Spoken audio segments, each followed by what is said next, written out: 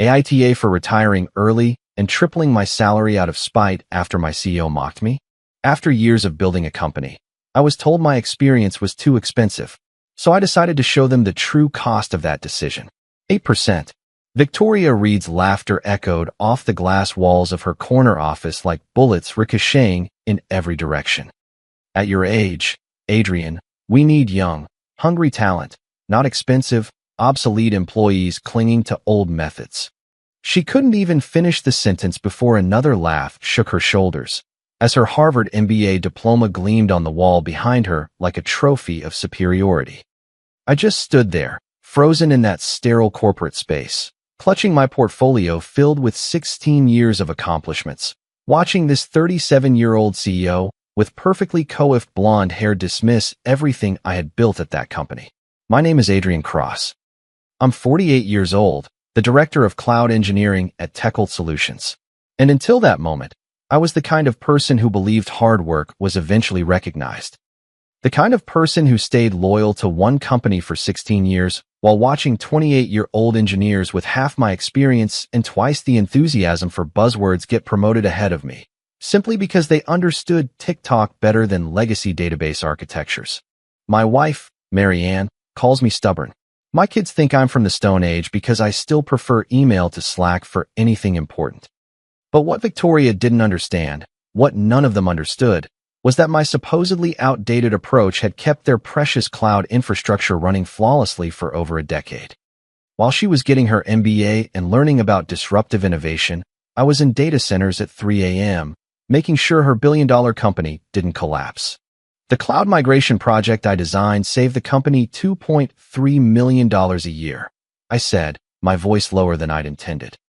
The security framework that prevented 3 major breach attempts last year alone, including the ransomware attack that would have cost the company everything.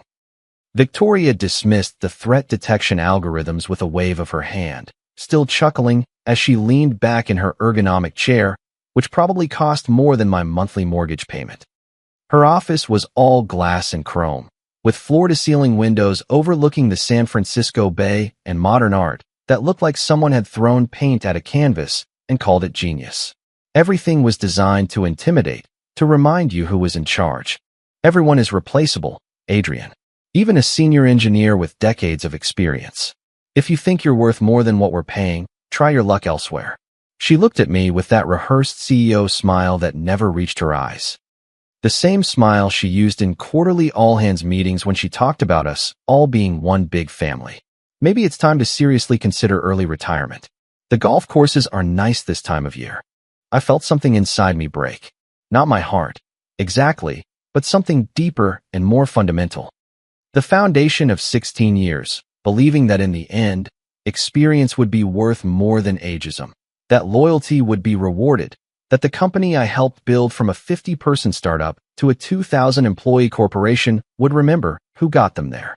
I understand, I said quietly, picking up my portfolio. The pages trembled in my fingers as I tried to hold on to what little dignity I had left. Through the glass walls, I could see my colleagues pretending not to watch, their eyes fixed on their monitors as they strained to hear every word of my humiliation. Look, Adrian. Victoria's voice shifted to that artificial tone of concerned managers learn in leadership seminars. You're good at what you do. I acknowledge that. But you're expensive. The board sees a senior engineer making $140,000 when we can hire 2 computer science graduates for the same price. They have energy. They understand what's modern. They don't need as much hand-holding. It's just business. Nothing personal. Nothing personal. As if 16 years of my life were just a business transaction.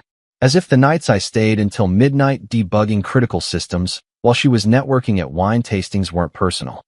As if missing my daughter's soccer games and my son's debate tournaments to keep this company running wasn't personal. It was in that moment that I knew exactly what I would do. The realization hit me like a splash of ice water, washing away 16 years of corporate conditioning and the need to please. If I was just a replaceable part in her business machine, maybe it was time to see how that machine ran without me. I walked back through the open-plan office to my space. That's right, a space, not even an office. After 16 years in a director title, I still basically sat in a sophisticated cubicle because an open office culture promotes collaboration and innovation. My desk was wedged between two recent graduates who called me sir and asked me to explain basic concepts like, why couldn't we just rewrite the entire legacy system over a weekend? The morning sun streamed through the floor-to-ceiling windows, casting long shadows across rows of standing desks where 25-year-olds in hoodies typed furiously on MacBooks, building the technology of tomorrow on the foundation of systems I had architected before they learned to drive. The irony was not lost on me. My computer screen showed the usual stream of notifications, Slack messages from junior developers asking me to review their code, emails from other departments begging me to fix problems they had created. A calendar reminder for the weekly architecture meeting, where I would once again explain why certain approaches wouldn't work at an enterprise scale. Next to my keyboard was a photo of my family from last Christmas. Marianne, looking tired but still smiling after her second round of chemotherapy.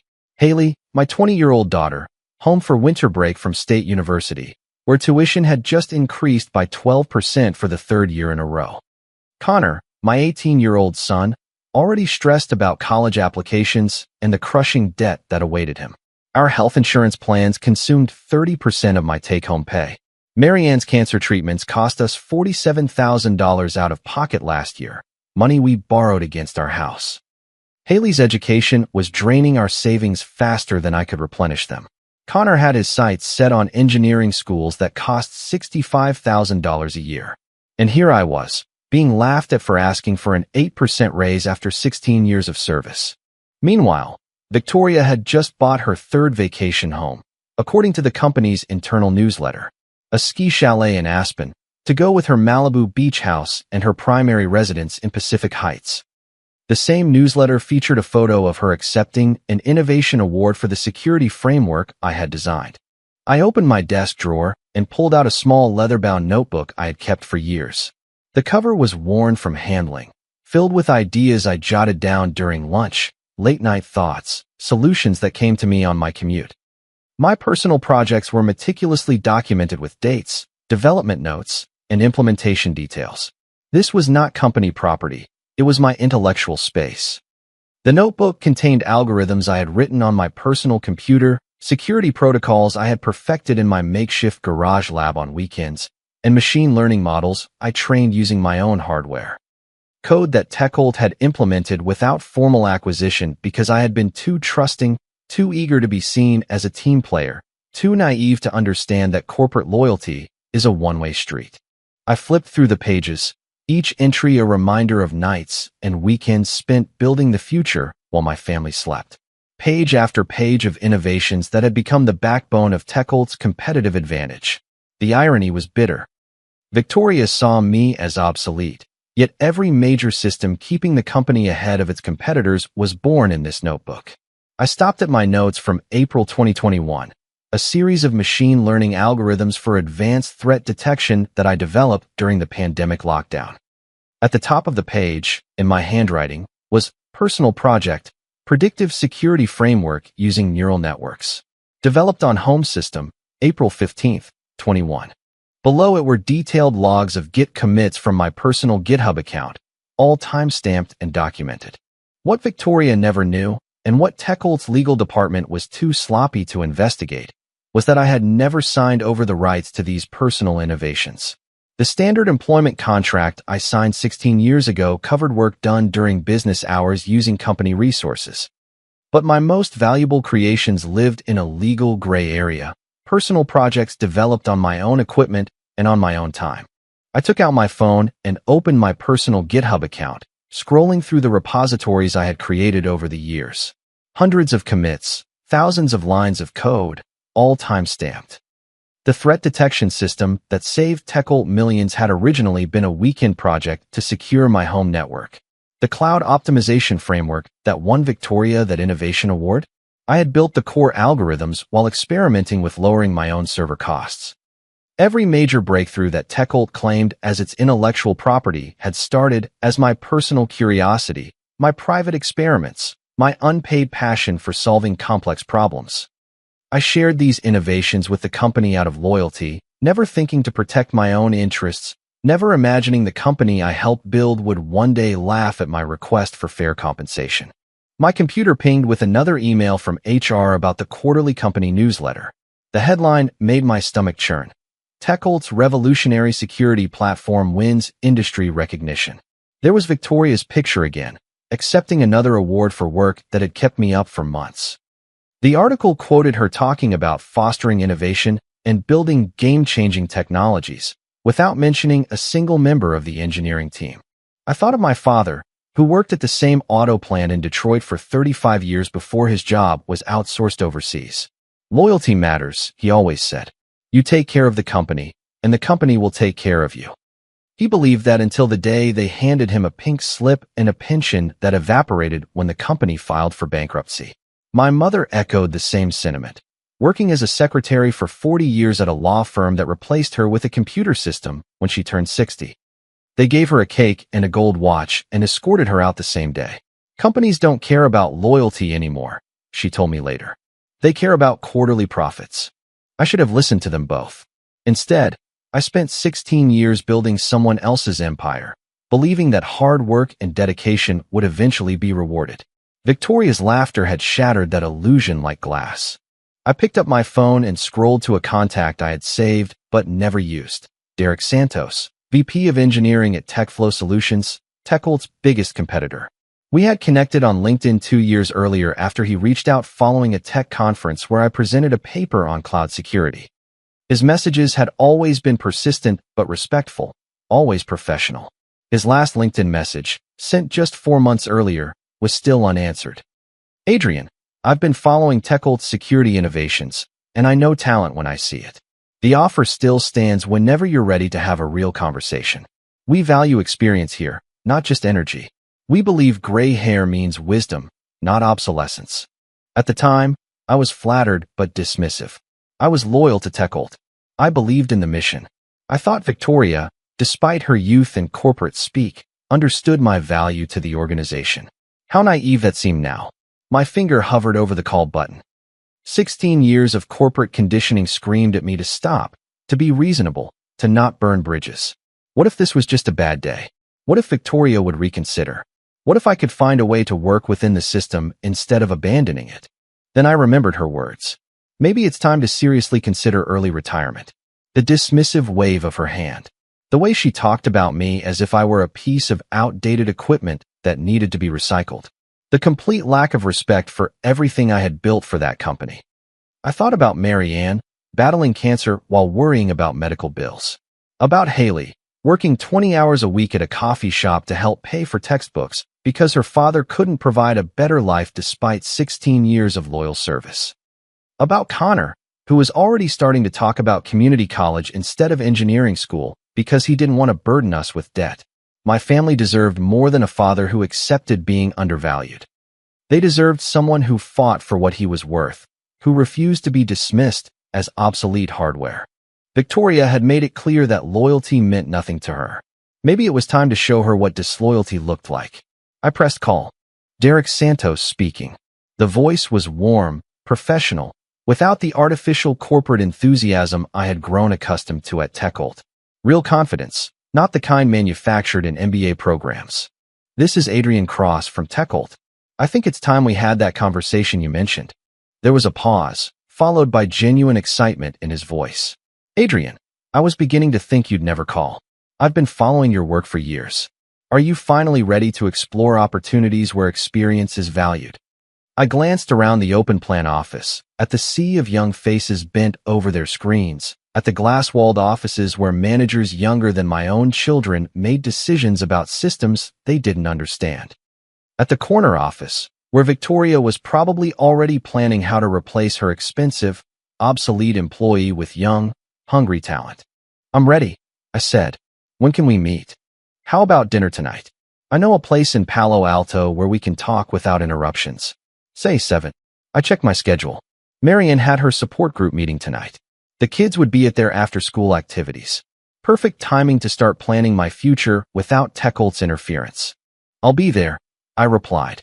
As I hung up, I felt something I hadn't experienced in years. Not excitement, exactly, but purpose. The feeling that I was finally taking control, instead of letting others define my worth. Victoria thought I was replaceable. We were about to find out just how wrong she was.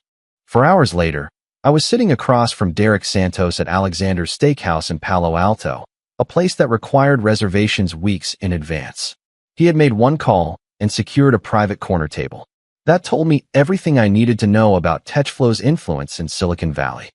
Derek was in his early 50s, with salt and pepper hair at his temples and a sharp gaze, wearing a casual blazer over jeans. No corporate uniform, no power tie. He looked like someone who had built systems with his own hands before he learned to manage budgets. When he shook my hand, the grip was firm but not aggressive. The handshake of someone who didn't need to prove anything. "I've been following your work for years, Adrian," Derek said, looking at me over his glass of whiskey. "Or rather, I've been following the sudden leaps in TechOlt's security capabilities that mysteriously coincided with your project timelines on LinkedIn. That threat detection system for the Meridian Bank contract? My team tried to reverse engineer the approach for 6 months and couldn't crack it." I felt a knot in my stomach, a mix of pride and apprehension. Someone had actually noticed. Someone understood the technical complexity of what I had built. "How did you know it was mine?" Derek smiled and took a sip of his drink. "Because Victoria Reed doesn't have the technical background to understand the basics of algorithms, let alone architect them. I've seen her speak at conferences. She's great with buzzwords, terrible with substance. And because innovation like that doesn't happen by accident, someone with deep knowledge had to build those systems." He leaned forward, lowering his voice. "Besides, I have contacts throughout the industry. People talk. Your reputation among actual engineers is gold, even if your management doesn't seem to recognize it. Half the security professionals in Silicon Valley know your work, even if they've never met you." I took a sip of my beer, gathering my thoughts. The restaurant buzzed with conversations about IPOs and venture capital, the soundtrack of an industry that idolized youth and disruption. Here I was, a 48-year-old engineer in a world that thought innovation ended at 35. "What exactly are you offering?" I asked. "Senior Director of Engineering, with oversight of our entire cloud security division. A base salary of $350,000, a full stock package vesting over 4 years. And a team of 8 senior engineers. Emphasis on senior. The average age on the team is 45. We believe experience writes better code than enthusiasm." My breath caught in my throat. $350,000 was 2.5 times my current salary. Enough to pay for Marianne's treatments without touching our retirement. Enough to send both kids to engineering school without drowning in debt. Enough to finally stop choosing between financial security and my family's needs. But more importantly, Derek continued, recognition. Your name on the patents. Your picture in industry publications. Credit for the innovations you create. We have no interest in managers taking credit for engineering work." He paused, watching my expression. "And if you bring your personal innovations, theoretical systems developed on your own time and with your own resources, we have a proper intellectual property acquisition process with fair market compensation for proven technologies." Something flashed in Derek's eyes. Understanding. He had done his homework. He knew the legal gray areas that larger companies often ignored. TechFlow wasn't just offering me a job. They were offering to properly value the intellectual property that TechOlt had always taken for granted. I pulled out my leather-bound notebook and placed it on the table between us. "I have Git commits and development documentation proving these systems were personal projects. TechOlt implemented them, but they never formally acquired the rights." Derek's eyes widened as he flipped through the pages of algorithms, each entry dated and documented. Years of weekend work. Passion-driven personal projects that had become the foundation of TechOlt's competitive advantage. "This is comprehensive. How much of TechOlt's security infrastructure is based on your personal work?" "About 60%, I answered quietly. "The core threat detection algorithms, the cloud optimization frameworks, the automated response systems. All developed in my home lab before the company implemented them." Derek closed the notebook and met my gaze. "That is a massive failure on their legal team's part. Victoria doesn't value senior roles," I said, echoing the CEO's dismissive attitude. "Not even in legal. Apparently, she's too focused on hiring young talent to worry about protecting existing assets." We spent the next 2 hours discussing technical details, team structures, and project timelines. Derek understood the complexity of enterprise-scale systems in a way Victoria never had. He asked intelligent questions about scalability, security trade-offs, and implementation challenges. For the first time in years, I felt like I was talking to someone who respected both my experience and my potential. By the time dessert arrived, we had outlined a transition plan that would bring my personal innovations to TechFlow while staying within legal boundaries. Everything documented, everything transparent. Everything Victoria should have done years ago if she had valued long-term relationships over short-term savings. 2 weeks later, I placed my resignation letter on Victoria's desk. The irony was not lost on me. Printed on company letterhead, submitted through official channels, following all the protocols she claimed to value. Professional to the end, even as I prepared to dismantle everything she thought she owned. She barely looked up from her MacBook, her attention split with a video conference she had on mute. Multitasking that passed for leadership in her generation. 2 weeks' notice? She read the letter quickly. Where are you going? I thought about lying, about making up some story about consulting or early retirement. But the truth would have more impact, and I was tired of protecting her feelings. TechFlow Solutions. That got her attention. Her head snapped up from the screen, her eyes narrowing with the first genuine emotion I had seen from her since that morning's humiliation. Our biggest competitor. This is unfortunate timing. We're in final negotiations with Meridian Bank to expand our security contract. I know, I replied simply. I built the threat detection model that won us that contract in the first place. Victoria's expression shifted from surprise to something resembling concern, maybe even fear. For the first time, I saw her calculating what my departure might actually cost the company. We need to discuss retention options immediately. Perhaps that raise you mentioned. Maybe 15%, plus a promotion to the VP level.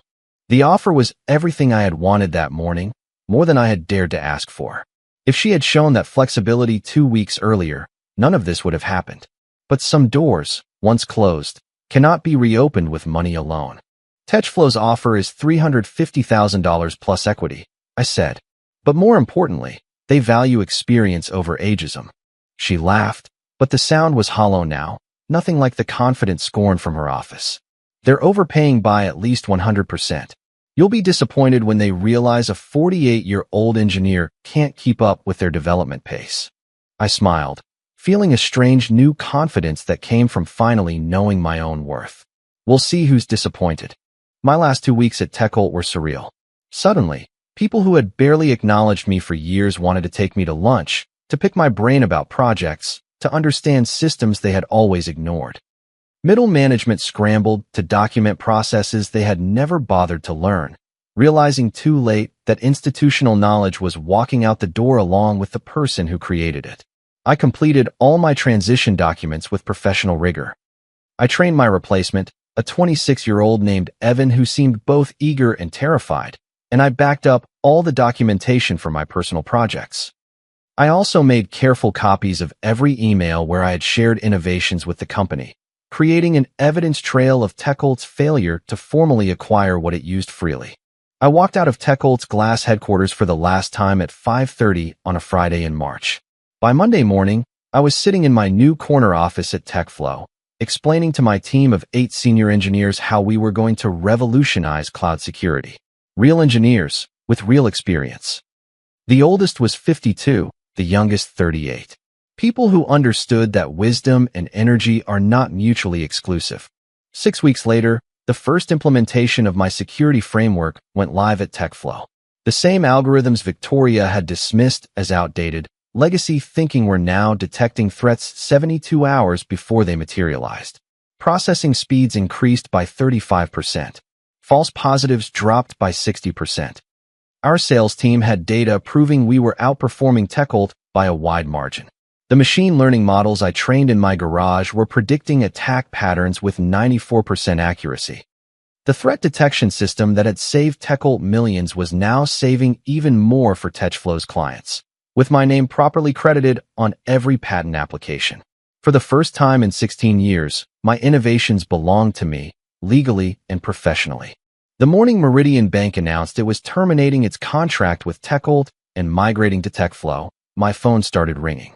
The first call was from an industry trade publication wanting to interview the architect behind TechFlow's security breakthrough. The second came from a venture capital firm interested in licensing our threat detection technology. The third was from Victoria. I let it go to voicemail. She called 6 more times over 2 days before leaving a message I saved for posterity. Adrian, it's Victoria.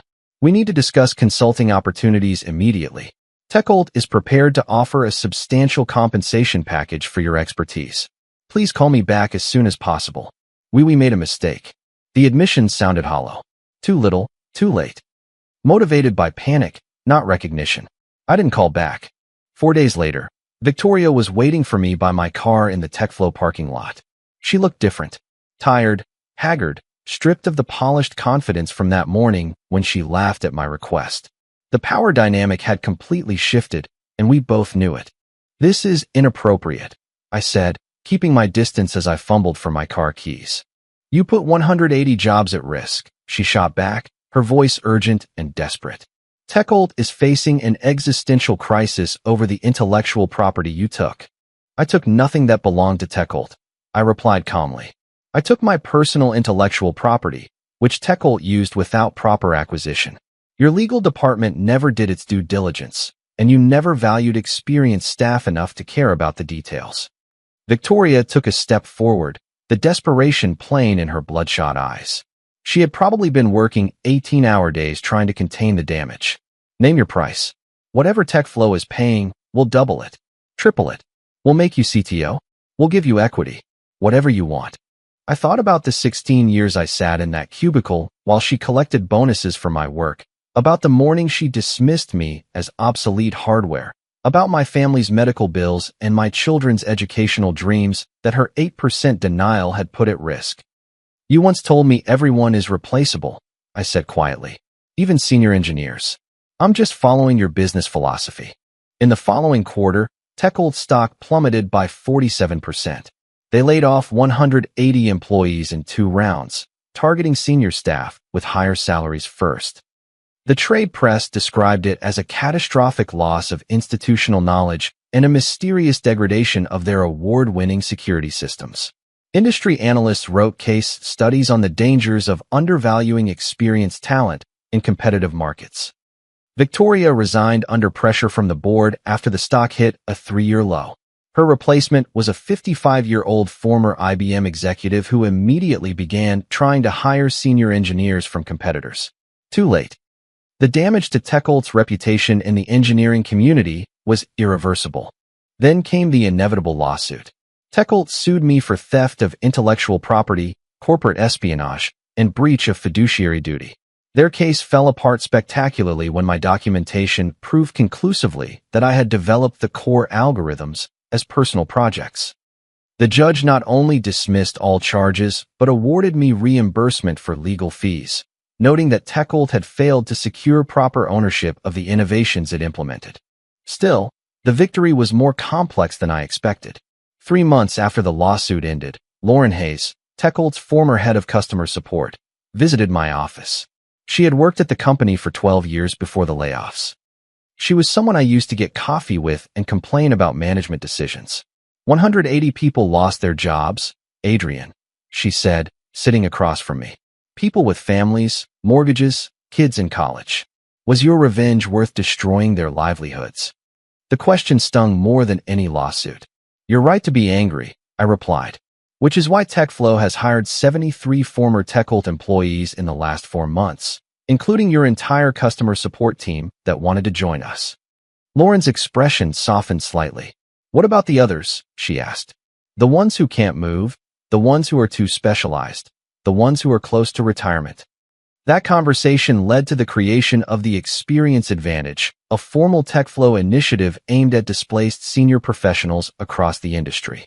We partnered with 3 retraining organizations to offer skills upgrades for engineers over 45. We created consulting opportunities for near-retirement professionals who wanted flexible arrangements.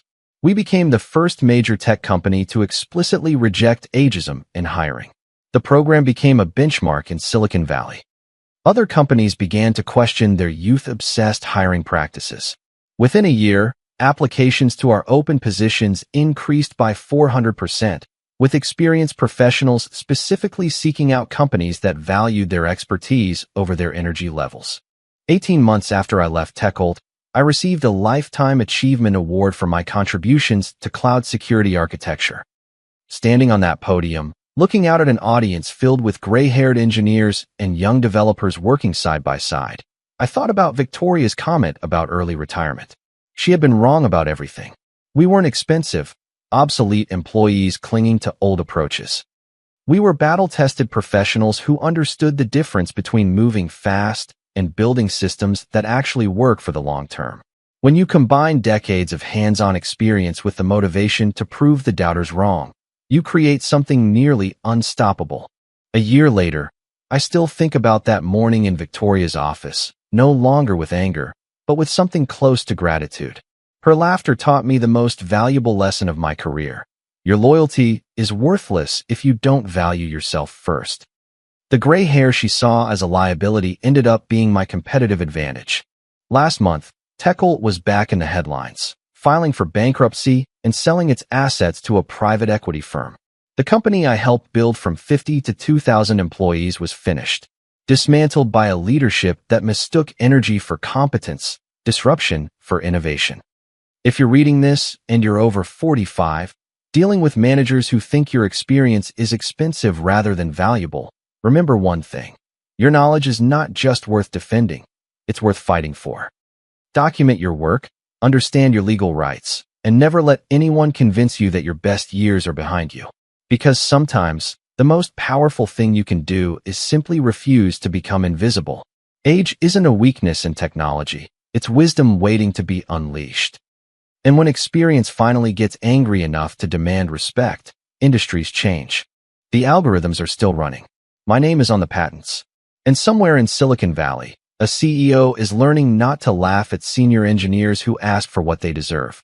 It's funny how experience is expensive. Until the day the system crashes, the lawsuit arrives, and no one remembers where the documentation is. Then suddenly, gray hair becomes a survival manual. The company that laughed at age went bankrupt. The one who was dismissed became the benchmark. Comment. What really stays with me from this is the quiet strength it takes to finally value yourself.